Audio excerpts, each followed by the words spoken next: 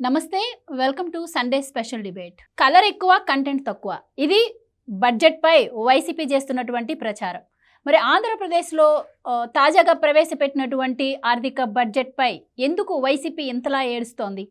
మరి కూటమి ప్రభుత్వమేమో ఒక పక్క ఇది దేశ చరిత్రలోనే ప్రవేశపెట్టినటువంటి ఘనమైన బడ్జెట్ అని చెప్తుంటే, వైసీపీ ఏమో అన్ని కోతలు విధించింది అని చెప్పి ప్రచారం చేస్తోంది.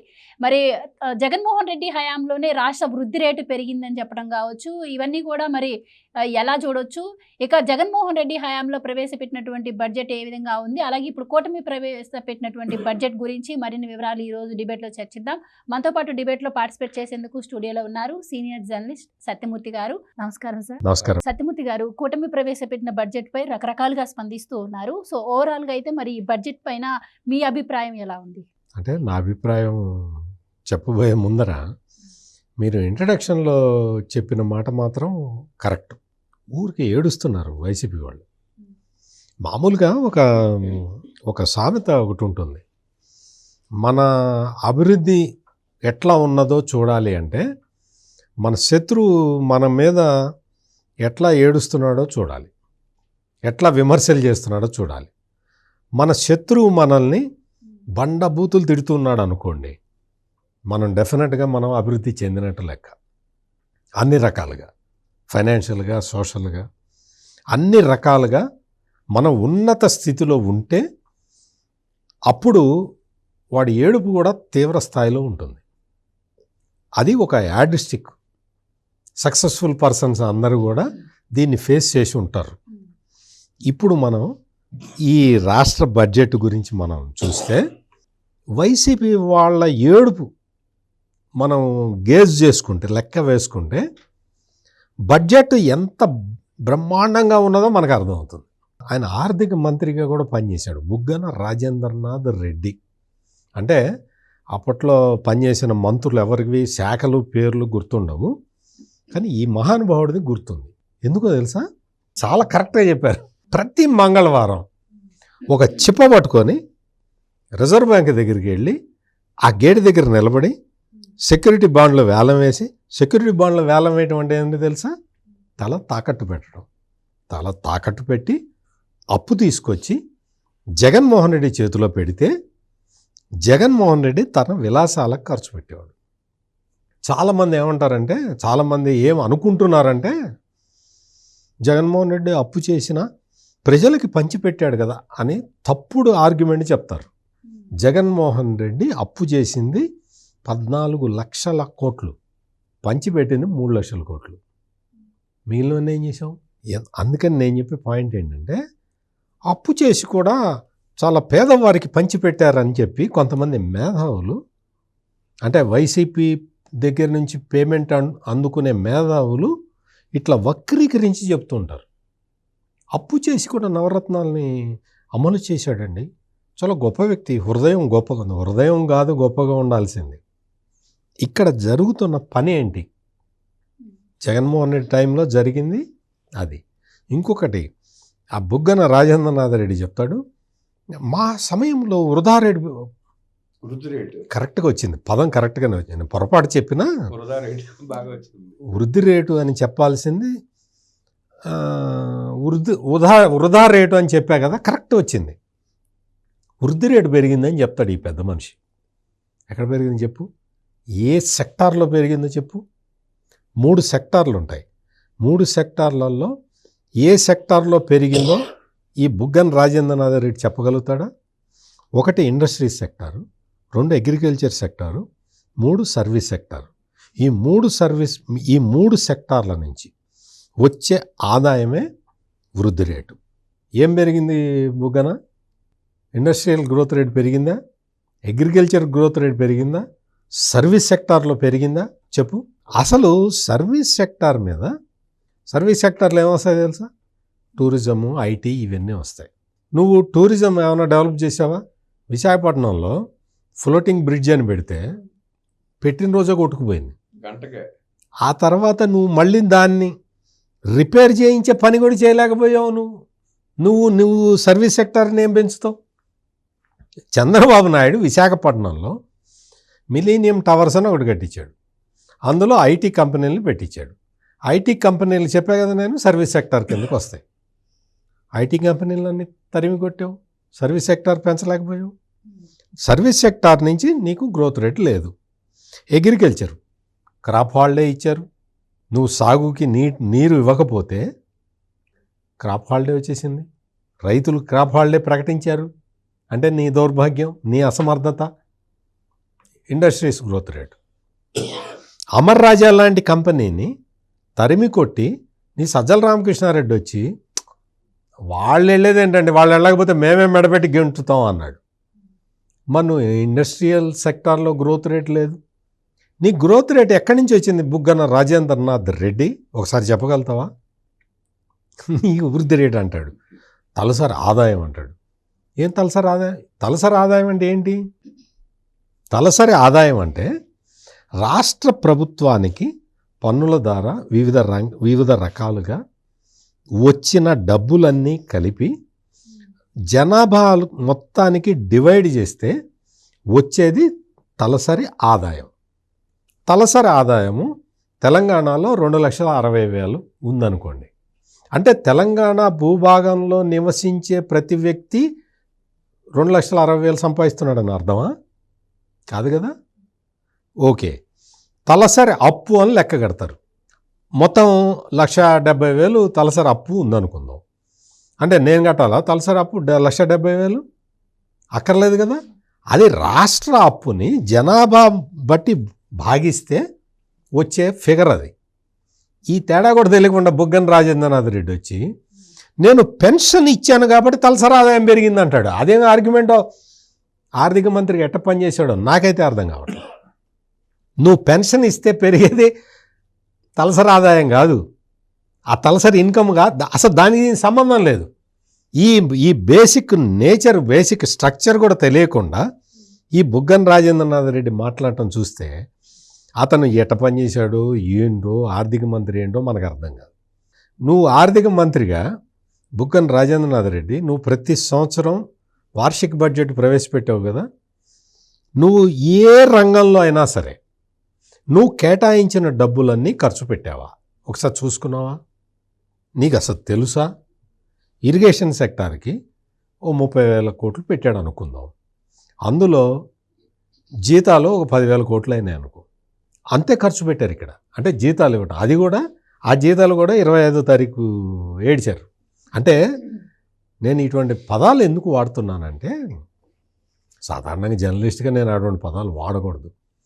తెలియని వాడు వచ్చి, ప్రతివాడు వచ్చి మైకులు పట్టుకొని చెప్పటం, దాన్ని దీని మీద పోస్టర్లు వేసుకొని సోషల్ మీడియాలో ప్రచారం చేసుకోవటం.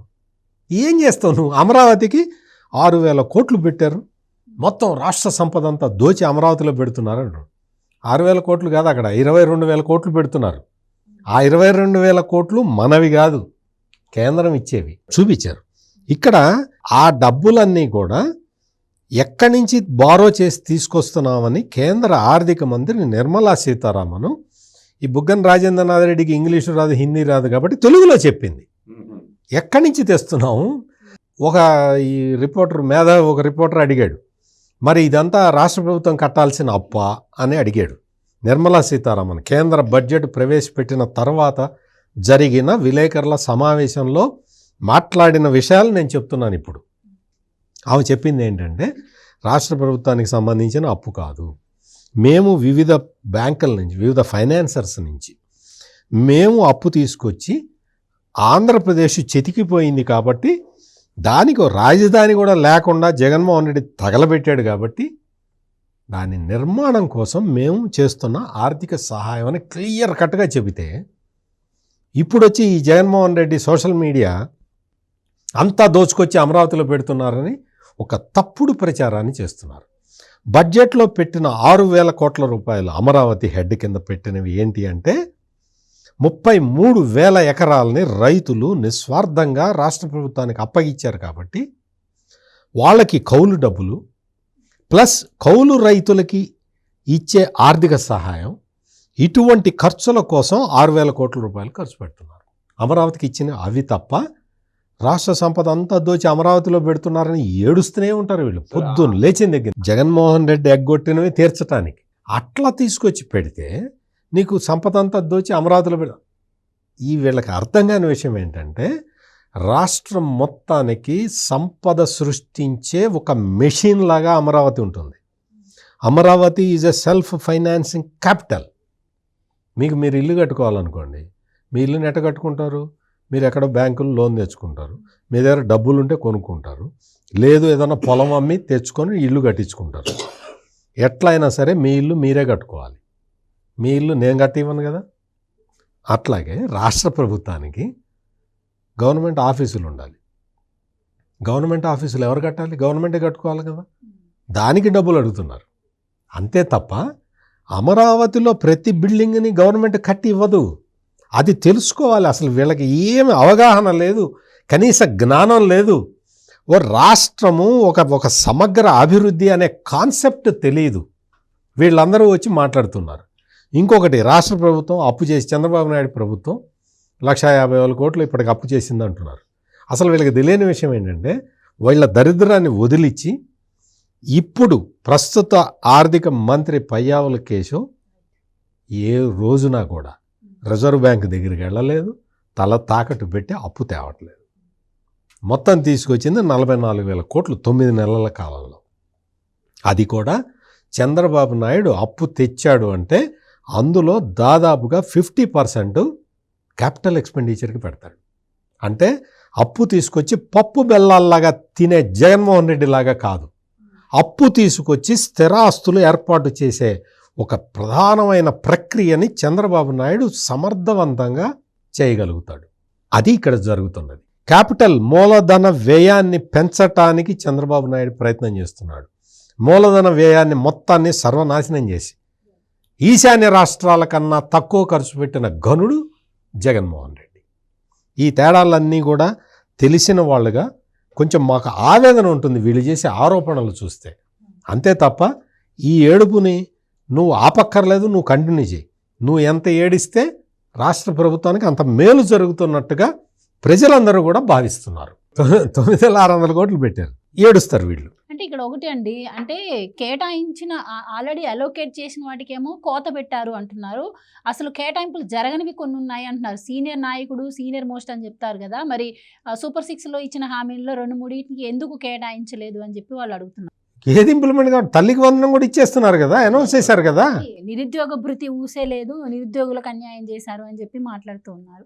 నిరుద్యోగ భృతి అంటే చంద్రబాబు నాయుడు 2014 నుంచి 2019 వరకు ఉన్నప్పుడు నిరుద్యోగ భృతి ఇచ్చాడు. ఆ విషయం జగన్మోహన్ రెడ్డికి తెలియదు. ఇప్పుడు ఏంటి అంటే ఇండస్ట్రియల్ గ్రోత్ పెరుగుతూ ఉన్నది, ఎంప్లాయ్మెంట్ పెరుగుతూ ఉన్నది, డిఎస్సి నోటిఫికేషన్ కూడా వచ్చేసింది, ప్రక్రియ స్టార్ట్ అయిపోయింది. ఇవన్నీ అయిపోతున్నాయి కాబట్టి దాన్ని ఒక 2 నెలల తర్వాత ఇంప్లిమెంట్ చేస్తారు, చెప్తారు దాన్ని. అవన్నీ అటువంటి వర్క్స్ అన్ని బ్యాక్గ్రౌండ్లో వర్క్స్ జరుగుతున్నప్పుడు నీకు దానికి ఇవ్వలేదు, దీనికి ఇవ్వలేదు, నువ్వు ఇచ్చావా? అసలు నువ్వు బడ్జెట్ ప్రొవిజన్స్ ఏంటి, మనం పెట్టిన ఖర్చు ఎంత అనేదే నీకు తెలియదు. నువ్వు వచ్చి గ్రోత్ రేట్ గురించి మాట్లాడతావు, నువ్వు వచ్చి క్యాపిటల్ ఎక్స్పెండిచర్ గురించి మాట్లాడతావు. నీ క్యాపిటల్ ఎక్స్పెండిచర్ని తీసే సర్వనాశనం చేసి అన్నమయ్య ప్రాజెక్టు గేట్లకు గ్రీజ్ పెట్టడానికి నువ్వు డబ్బులు ఇవ్వలేదు, నువ్వు వచ్చి క్యాపిటల్ ఎక్స్పెండిచర్ గురించి మాట్లాడతావు. మౌలిక సదుపాయాలు పెంచడం, రోడ్లే లేదు. ఈ బుగ్గన రాజేంద్రనాథ్ రెడ్డి వచ్చి అలాగే కులాల వారీగా కూడా కార్పొరేషన్లకు కేటాయించిన నిధులపై కూడా కొన్ని విమర్శలు అయితే వాళ్ళు చేస్తూ ఉన్నారు. సో మీరేం చెప్తారు? రైట్ సార్, ఇప్పుడు మీరు అన్నట్టు ఇందాక నిధులన్నీ అమరావతిలోనే పెడుతున్నారు, ఉత్తరాంధ్రకు అన్యాయం జరుగుతుంది. ఇప్పటి వరకు మనం చూసాం, గతంలో రాయలసీమకు అన్యాయం జరుగుతుందని ప్రచారం చేశారు, ఇప్పుడు ఉత్తరాంధ్రకి అన్యాయం జరుగుతుందని ప్రచారం చేస్తున్నారు. సో నిజంగానే ఉత్తరాంధ్రకి ఏం బడ్జెట్ కేటాయించలేదంటారా? ఉత్తరాంధ్రకి సంబంధించి ఉత్తరాంధ్ర సుజల స్రవంతి అది తెలుగుదేశం పెట్ ప్రాజెక్ట్. ఇటువంటివి చాలా ఉన్నాయి. విశాఖ ఉక్కుని బతికించడం దగ్గర నుంచి ఇప్పుడు భోగాపురం ఎయిర్పోర్ట్ని ఒక డెడ్ లైన్ పెట్టి కంప్లీట్ చేస్తున్నారు. భోగాపురం ఎయిర్పోర్టు ఎందుకంటే అవసరం లేదు అనొచ్చు వీళ్ళందరూ. ఎవడు ఏమన్నా భోగాపురం ఎయిర్పోర్ట్ రావాలి, అక్కడ ఎకనామిక్ యాక్టివిటీ పెరగాలి అనేది చంద్రబాబు నాయుడు ఆలోచన. భోగాపురం ఎయిర్పోర్ట్ వచ్చేసిన తర్వాత ఉత్తరాంధ్ర ఎట్లా ఉంటుంది, అక్కడికి సివిల్ ఏవియేషన్ యూనివర్సిటీ తీసుకొస్తున్నారు, అది వచ్చిన తర్వాత ఉత్తరాంధ్ర ఎట్లా ఉంటుంది. అసలు జగన్మోహన్ రెడ్డి వెనుకబడిన ప్రాంతాలకి నిధులు ఇస్తాము అని చెప్పి కేంద్ర ప్రభుత్వం చెప్పిన తర్వాత ఒక్క రోజునైనా జగన్మోహన్ రెడ్డి దానికి సంబంధించిన రిప్రజెంటేషన్ కేంద్రానికి ఇచ్చాడా? కేంద్రాన్ని డబ్బులు అడిగాడా? వెనుకబడిన జిల్లాల అభివృద్ధికి సంబంధించిన మొత్తం కేంద్రం డబ్బులు ఇవ్వటానికి సిద్ధంగా ఉన్న జగన్మోహన్ రెడ్డి తెచ్చుకోలేని నిస్సహాయ స్థితిలో ఉండిపోయాడు. ఇది ఎందుకు జరిగింది అంటే అతనికి వెనుకబడిన ప్రాంతాలన్నా పేద ప్రజలన్నా అవగాహన లేదు. వాళ్ళు పడే ఇబ్బందుల మీద కానీ వాళ్ళు ఎదుర్కొనే సమస్యల మీద కానీ జగన్మోహన్ రెడ్డికి ఏ విధమైన అవగాహన కూడా లేదు. అందుకని అతను అటువంటి పనులేమీ చేయలేదు. ఇక్కడ మొత్తం అన్ని రకాలుగా అన్ని విషయాల్లో రాయలసీమ డెవలప్ అవుతున్నది. మీరు చూడండి, పారిశ్రామికంగా ఓరోకల్కి మీకు పెద్ద ఇండస్ట్రియల్ కొప్పర్తికి వచ్చింది. అవన్నీ ఎక్కడ ఉన్నాయండి? అమరావతిలో ఉన్నాయా? కాదు కదా, రాయలసీమలో ఉన్నాయి కదా. శ్రీ సిటీ ఉంది. శ్రీ సిటీ కళకళలాడుతున్నది 9 నెలల నుంచి. గ్రీన్ హైడ్రోజన్ కూడా భారీ ప్రాజెక్ట్. మొత్తం జపాన్ నుంచి కంపెనీలన్నీ శ్రీ సిటీలోకి మళ్ళీ చంద్రబాబు ముఖ్యమంత్రి అయ్యాడని తెలియగానే పరిగెత్తుకుంటూ వచ్చాను. సార్ మీరు ముఖ్యమంత్రి అయ్యారు కాబట్టి మళ్ళీ మేము వచ్చామని చెప్తూ ఉన్నారు. అంటే రాయలసీమ డెవలప్మెంట్. మీకు కోస్టల్ ఆంధ్రాలో బీపీసీఎల్ రిఫైనరీ కానీ గ్రీన్ హైడ్రోజన్ ప్రాజెక్టులు కానీ ఇవన్నీ వస్తూనే ఉన్నాయి. ఉత్తరాంధ్రకి ఆర్సెల్ఆర్ మెటల్ ఉక్కు ఫ్యాక్టరీ రాబోతున్నది. ఇటువంటివన్నీ వస్తూ ఉంటే వీళ్ళు కళ్ళల్లో నిప్పులు పోసుకుంటూ ఉన్నారు. అందుకనే ఈ ఏడుపు. అసలు దీన్ని ఎట్లా ఆపాలి? మీకు గుర్తుండే ఉంటుంది, అమరావతి దాంట్లో యూట్యూబ్ అకాడమీ పెడతామని వాళ్ళు వచ్చి మాట్లాడితే వైసీపీ వాళ్ళు యూట్యూబ్ అకాడమీకి ఒక పెద్ద లెటర్ రాశారు. మీరు ఇక్కడికి రావద్దండి, ఇక్కడ బాగాలేదండి పరిస్థితి, రోజు అమ్మాయిల్ని రేపు చేసి చంపేస్తున్నారండి, అసలు ఆడవాళ్ళకి భద్రత లేదండి అని లెటర్ రాశాడు ఈ జగన్మోహన్ రెడ్డి. నిజంగా చెప్తున్నాను కదా, ఇక్కడ ఈ జగన్మోహన్ రెడ్డి చేసే పనులు చూస్తే యూట్యూబ్ అకాడమీకి లెటర్ రాయటం ఏంటి? అవసరమా? అసలు నీకు జగన్మోహన్ రెడ్డి నీకు అవసరమా? అమ్మాయిల్ని రోజు రేపు చేసి చంపుతున్నారా అమరావతిలో? ఇవ్వటానికి వీళ్ళు. నువ్వు కర్నూలులో బెంచ్ పెడతారు, అది న్యాయ రాజధాని, ఇటువంటి కబుర్లు చెప్పట్లేదు కదా చంద్రబాబు నాయుడు.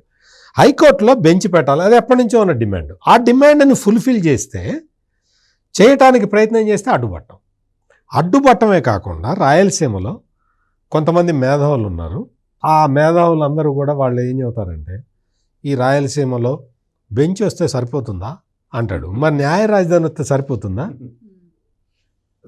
ఈ డిఫరెన్స్ తీసుకురావటానికి, కులాల మధ్య ప్రాంతాల మధ్య వైషమ్యాలు పెంచటానికి రకరకాలుగా ప్రయత్నాలు చేస్తున్నారు.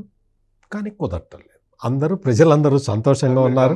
ఇప్పుడైతే ఇరిగేషన్ కోసం కూడా భారీగా ఈసారి నిధులు, అన్నదాత సుఖీభావ్ రైతులకు కూడా బాగా ఇంపార్టెన్స్ ఇచ్చినట్టు కనిపిస్తుంది. ఇక్కడ మనం మెయిన్గా గమనించాల్సింది ఏంటంటే, వైసీపీ ఎంత ఏడిస్తే బడ్జెట్ అంత బాగుంది. ఇక్కడ వీళ్ళ ఏడుపు తారస్థాయిలో ఉంది.